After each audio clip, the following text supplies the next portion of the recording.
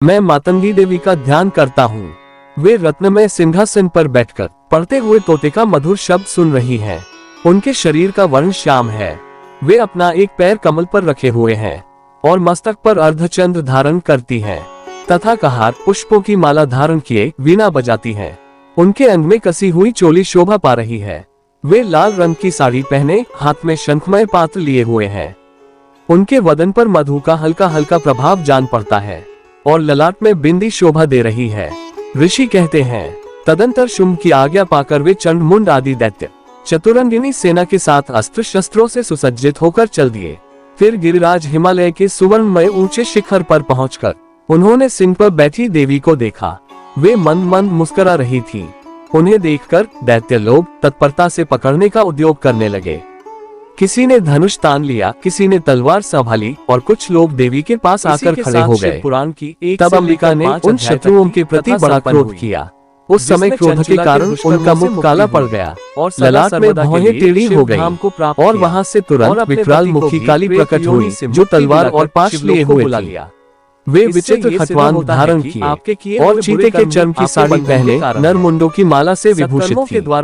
उनके शरीर का मांस सूख गया था, केवल हड्डियों का ढांचा था जिससे वे अत्यंत भयंकर जान पड़ती थी। उनका मुख बहुत विशाल था, जीभ लपलपाने के कारण वे और भी डरावनी प्रतीत होती थी। उनकी आंखें भीतर को धंसी हुई थी और कुछ लाल थी। उनकी भयंकर गर्जना से संपूर्ण दिशाएं गुंजायमान हो रही थी। बड़े बड़े दैत्यों का वध करती हुई वे कालिका देवी बड़े वेग से दैत्यों की उस सेना पर टूट पड़ी और उन सब को भक्षण करने लगी। वे पार्श्व रक्षकों, अंकुशधारी महावतों, योद्धाओं और घंटा सहित कितने ही हाथियों को एक ही हाथ से पकड़कर मुंह में डाल लेती थी।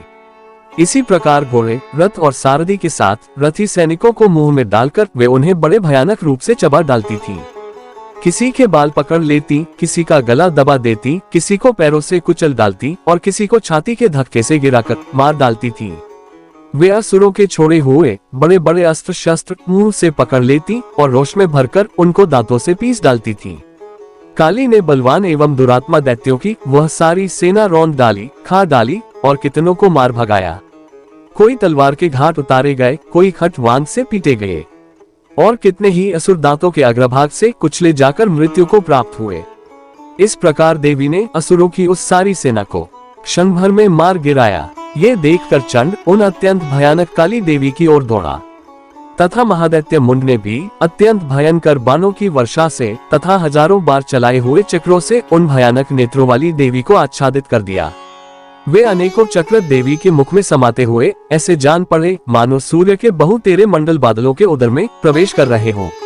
तब भयंकर गर्जना करने वाली काली ने अत्यंत रोष में भरकर विकट अट्टहास किया।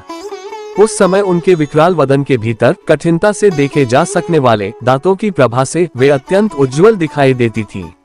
देवी ने बहुत बड़ी तलवार हाथ में लेकर हम का उच्चारण करके चंड पर धावा किया और उसके केश पकड़कर उसी तलवार से उसका मस्तक काट डाला। चंड को मारा गया देखकर मुंड भी देवी की ओर दौड़ा।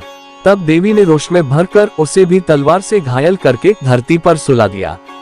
महापराक्रमी चंड और मुंड को मारा गया देखकर मरने से बची हुई बाकी सेना भय से व्याकुल हो चारों ओर भाग गई। तदंतर काली ने चंड और मुंड का मस्तक हाथ में ले चंडिका के पास जाकर प्रचंड अट्टहास करते हुए कहा, देवी, मैंने चंड और मुंड नामक इन दो महापशुओं को तुम्हें भेंट किया है। अब युद्ध यज्ञ में तुम शुंभ और निशुंभ का स्वयं ही वध करना। ऋषि कहते हैं, वहां लाए हुए उन चंड मुंड नामक महादैत्यों को देखकर कल्याणमयी चंडी ने काली से मधुर वाणी में कहा, देवी, तुम चंड और मुंड को लेकर मेरे पास आई हो, इसलिए संसार में चामुंडा के नाम से तुम्हारी ख्याति होगी। इस प्रकार श्री मार्कंडेय पुराण में सावर्णिक मनवंतर की कथा के अंतर्गत देवी महात्म्य में चंड मुंड वध नामक 7वां अध्याय पूरा हुआ।